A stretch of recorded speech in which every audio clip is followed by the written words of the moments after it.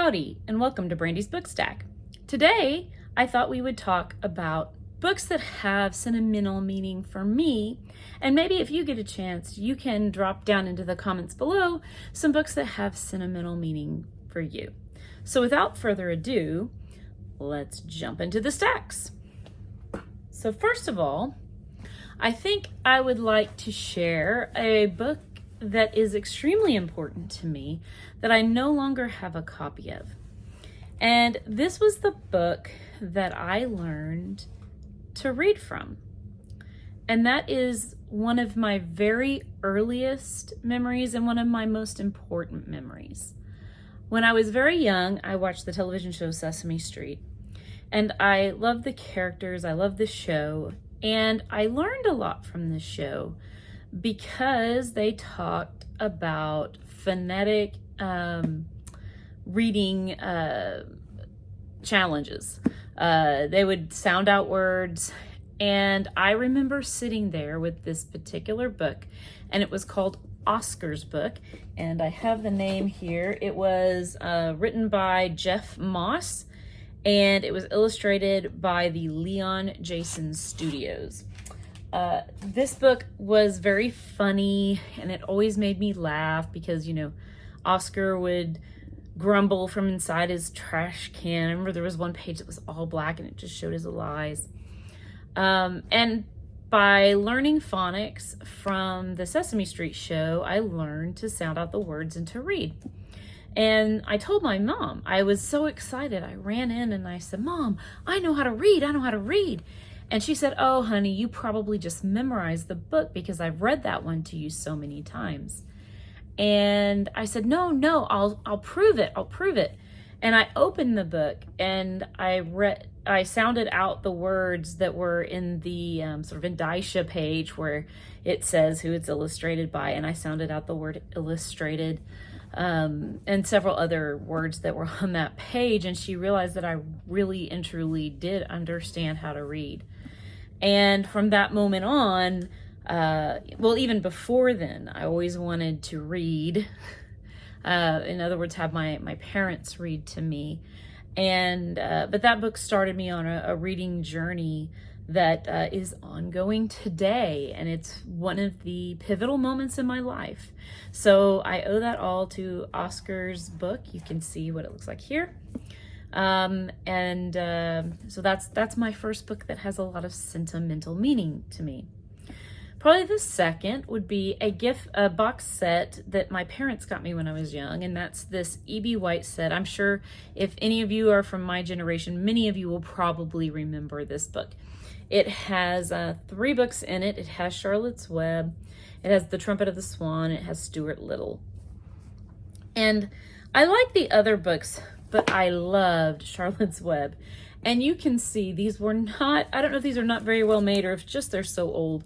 Mine is like completely falling apart, but I will keep this forever because it was one of the first books I received as a gift. First, you know, chapter books, not picture books I received as a gift.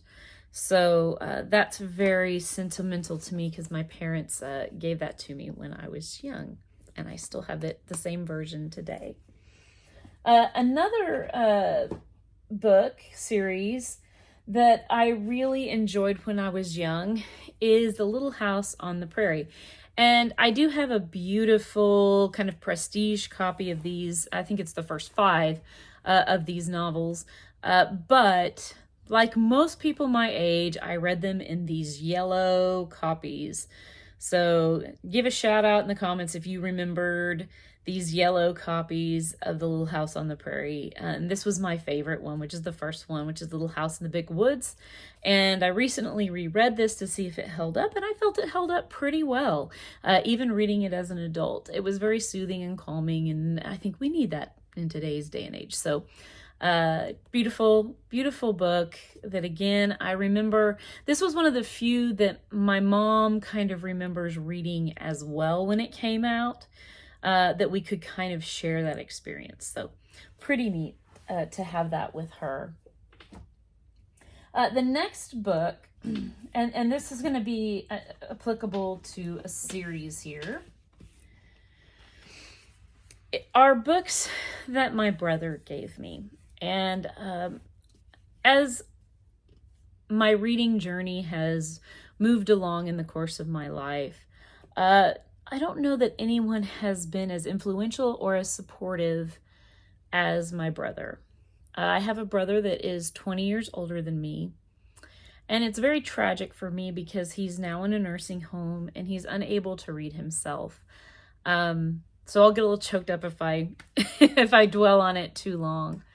But he really understood who I was in the respect of how much I love to read. And so when he would get me gifts, oftentimes he would get me gifts of books. And this is one of the first ones he ever gave me, and it's a really pretty version. You can see like it's sat next to books and kind of gotten damaged on the back. It's in pretty rough shape because I read it so many times. This is Little Women. It is not Little Women and Good Wives, which I did not realize when I was a child. So I thought the story ended where Little Women ended, and then I never read Good Wives until I was in college, an adult. And I discovered that, people started saying things about characters dying. And I was like, they didn't die in that book. I don't know what they're talking about. And then I realized I had not read the whole thing. So it was kind of a bit of a letdown to discover that what I read was not the entire story. But it does have such beautiful illustrations throughout the book. Indicative of these young girls in their lives growing up in the Civil War era here in America. So that's Little Women. It's a book I'll always treasure and is probably the most sentimental in my collection. Another book that my brother gave to me would be this. Books are falling. This version of the Arabian Nights. I believe this is out of print. I have seen many copies of it available in, used bookstore websites. So if you're interested in this, I would definitely look it up. It's really charmingly written. It kind of takes the more popular myths from the Arabian Nights and childifies it a little bit, but not as much as you might expect. I think it removes the adult themes, but not much else. So you can see, and the illustrations are by Renee Bull. I don't know if I'm saying that correctly or not, but they are really beautiful. And I'll see if I can find a good picture to share. It's got deckled edges. You can see the picture of the genie coming out of the bottle. And this is the story of the vizier that was punished. And even the headings of the chapters have little illustrations and are beautifully written in sort of a pseudo-Arabic style, even though they're in English. And there's some black and white illustrations as well that are really beautiful. So, and I read this cover to cover when I was a kid also, and really enjoyed it. Another one that was gifted to me by my brother.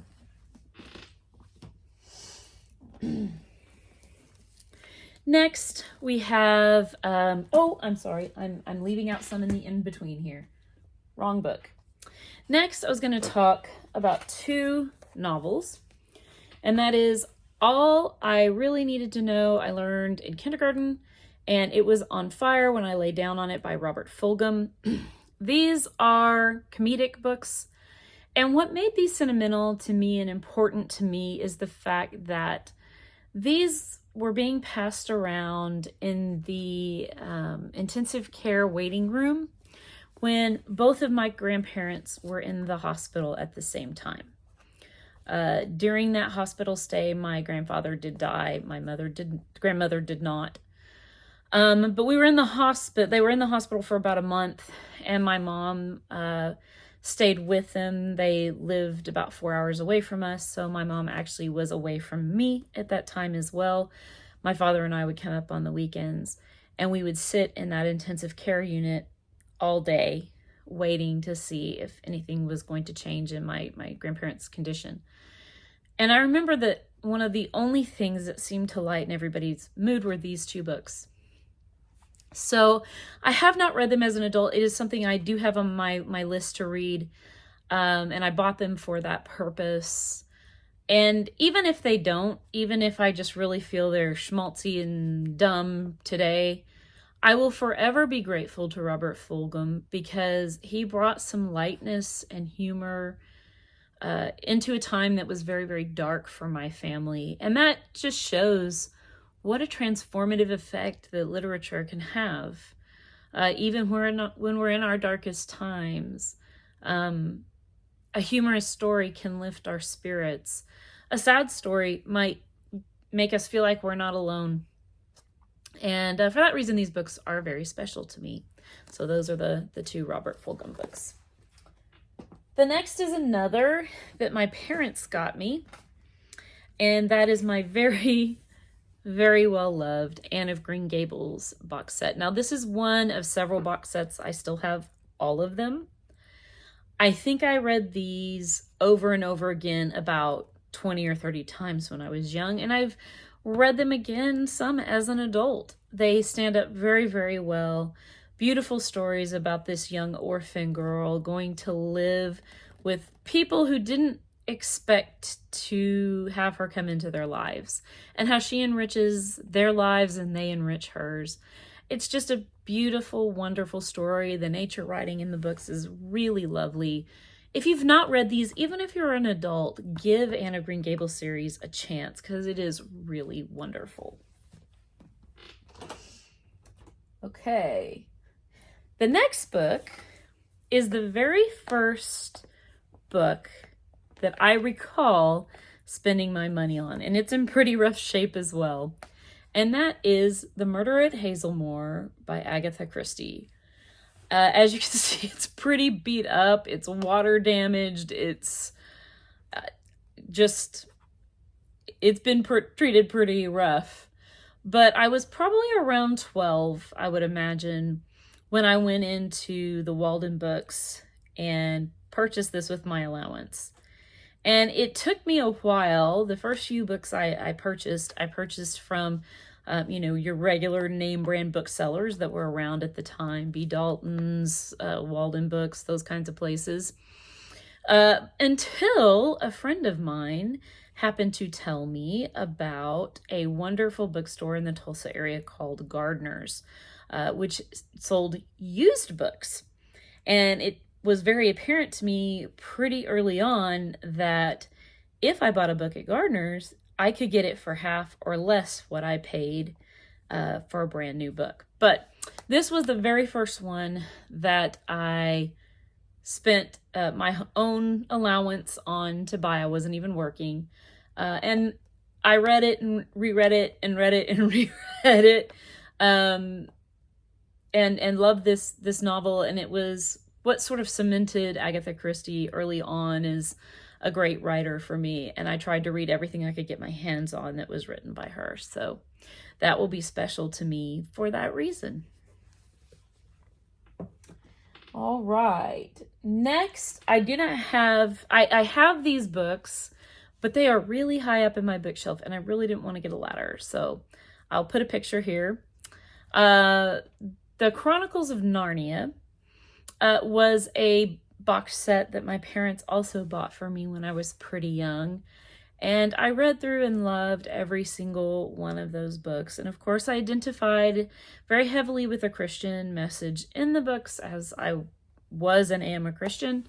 So those were really special to me. And I'll, like I said, I'll put a picture of the version that I had.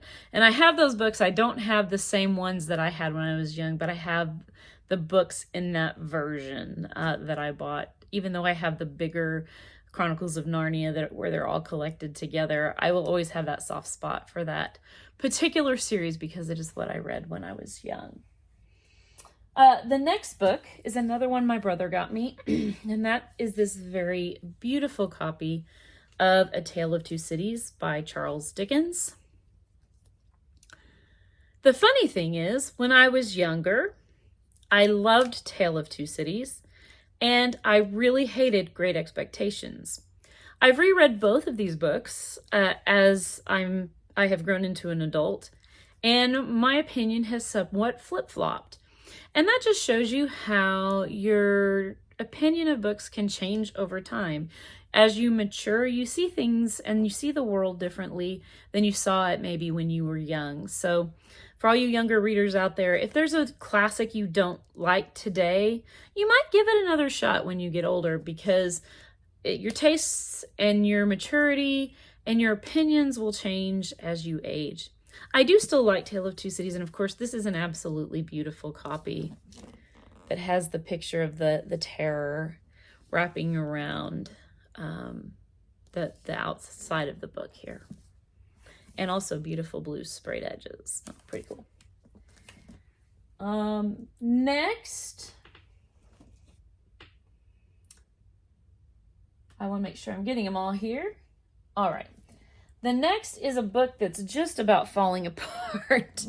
Another one that my brother gave me, and that is Jane Eyre.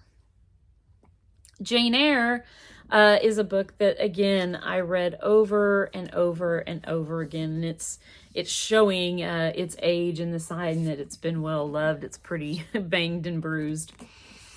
But I love this story. A lot of people think, you know, what's great about Jane Eyre is the love story between Jane and Mr. Rochester.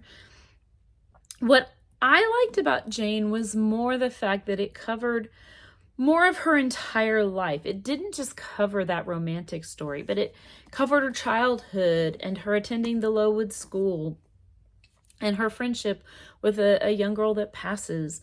So you get a bigger picture than you would in, say, a romance novel where it's just about the relationship. And I think this is a really beautiful book. It's about a moral choice and holding the moral high ground even when it's hard and it's going to cost you.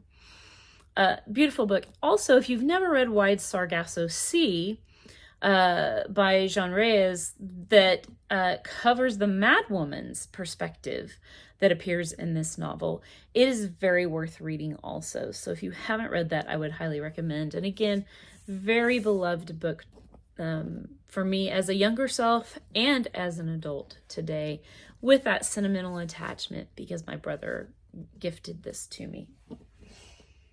Okay, finding places for all of these to sit. Okay, next, a not as well loved version in the same trade dress here is Wuthering Heights. Now, I did read this. I read it cover to cover. When I was in high school, it was a required reading book, but I did not care for Wuthering Heights. All the brooding, it felt a little whiny to me, to be honest. But this is one, like I mentioned before, that I'm curious to see if my opinion will have changed if I read it as an adult. So it's one on the list to get to in the future and do a reread on. And of course, I will always hold on to it if for no other reason that it's another one my brother gifted to me. All right, next is a book that is sentimental to me for a couple of special different reasons. And that is Ray Bradbury's Fahrenheit 451. So the first reason this is very sentimental to me is I read this in high school, and it is the first book that ever changed my mind about something. And Ray Bradbury changed my mind about censorship. And that's a powerful book. It's a powerful book that can change your mind on something, can make you think differently. On top of that, the second part that makes this sentimental to me is that my husband and I went to the San Diego Comic-Con several years ago. I don't even remember the year, but it's been a minute. And Ray Bradbury was in attendance. And if you're not familiar, Ray Bradbury has since passed and left us, which is a horrible tragedy. But while he was there, my husband knew that I loved Ray Bradbury, and he didn't want me to have to stand in line. He wanted me to enjoy the con, and so he stood in line to get Ray Bradbury's signature in this book. And so I have Ray Bradbury's signature in my copy of Fahrenheit 451, and I'll treasure that always because it was a powerful book for me. I also got to hear Ray Bradbury speak, which was wonderful, and now you can't have that opportunity again, so I'll always remember getting to have that opportunity to listen to him speak. That was pretty powerful. All right, next is some books that we're going back to my brother again. Part of the reason my brother so influenced me in reading is especially when I was still too young to drive and I was left at home and wanted to read something. Our library was too far away for me to walk to or ride my bike to, and so I was limited to what I had in and around the house. Well, when my brother left home, he had left a bookshelf with a bunch of books that he had enjoyed in my parents' storage building, their little storage shed. One of those books was Piers Anthony, A Spell for Chameleon. And this is one of the first books that kind of got me interested in fantasy. And A Spell for Chameleon is about a young man who lives in a magical world called Xanth. And in that country, everybody has to have a magic talent to stay there. If you don't have a magic talent by the time you reach adulthood, you're kicked out of the kingdom.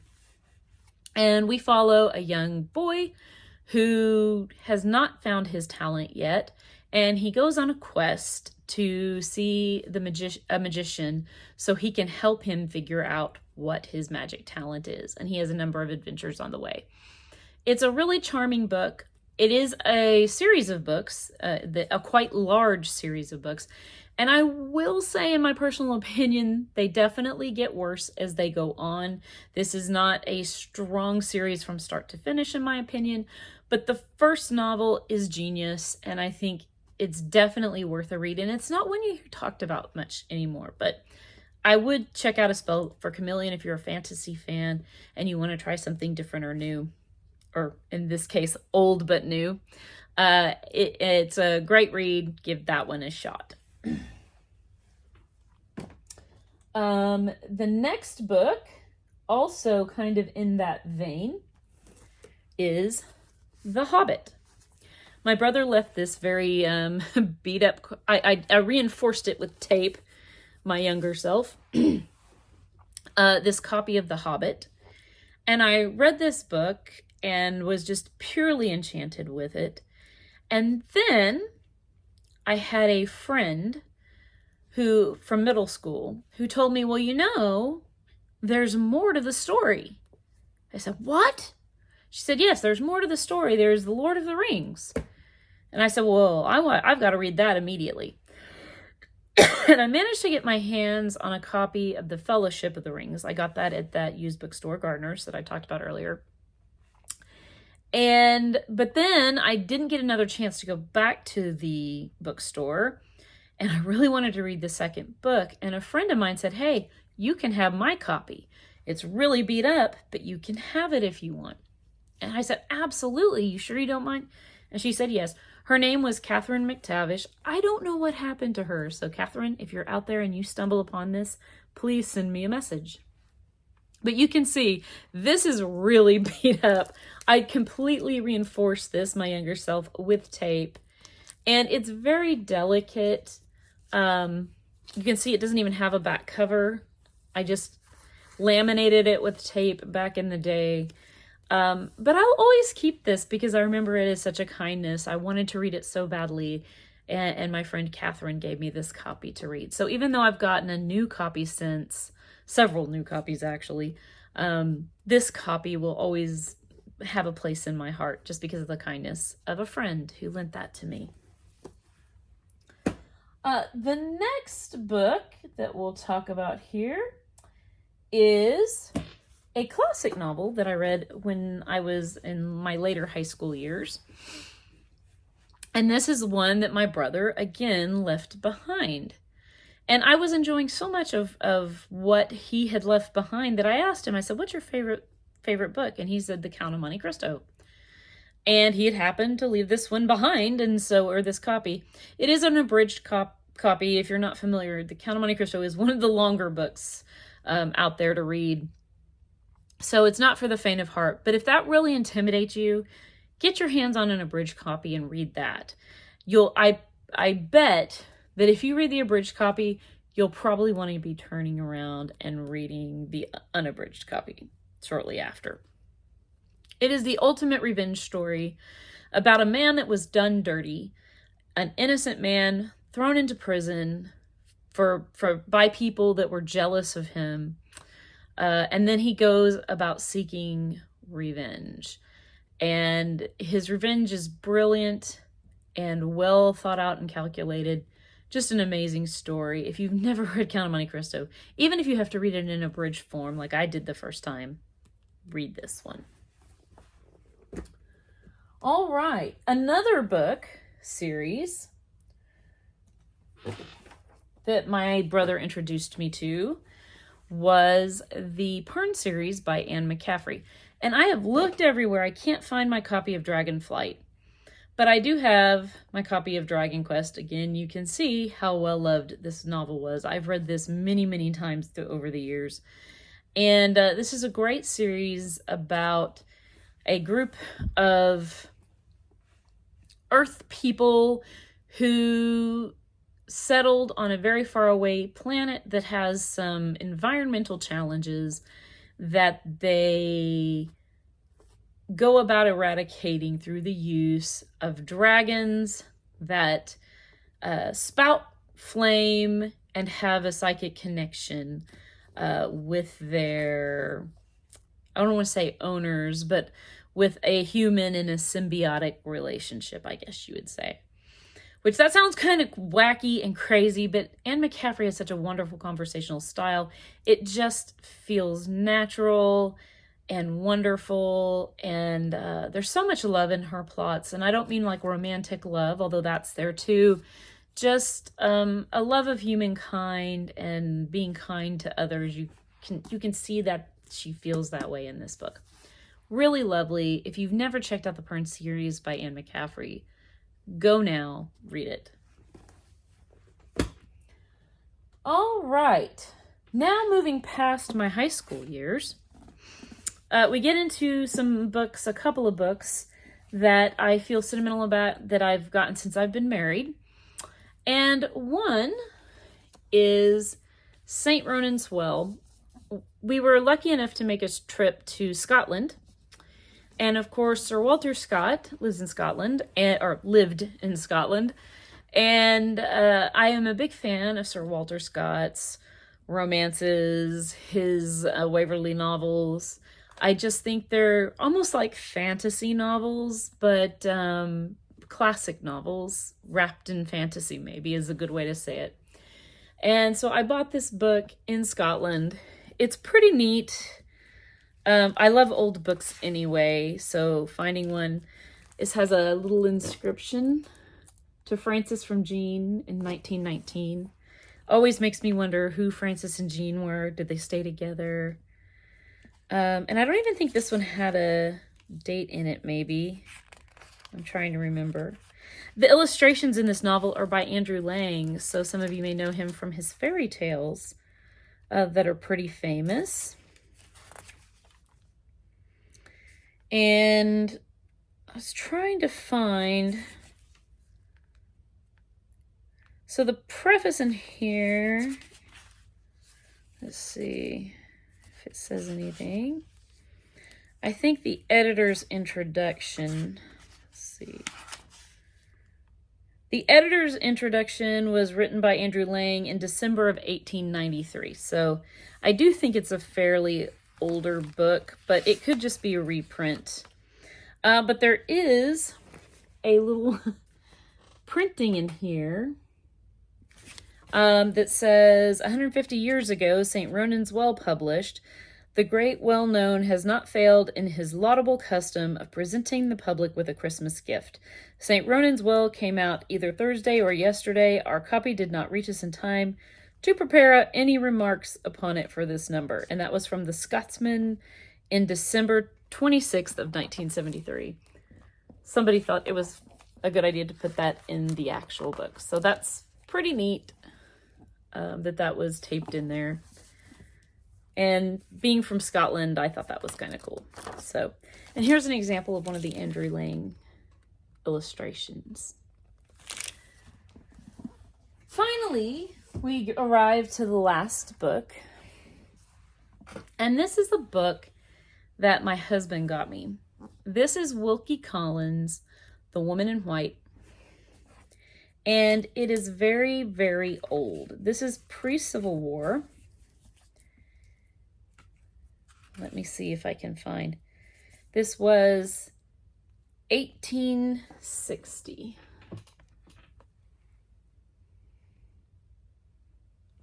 And it does say this is in 2 volumes, but it has both volumes in it.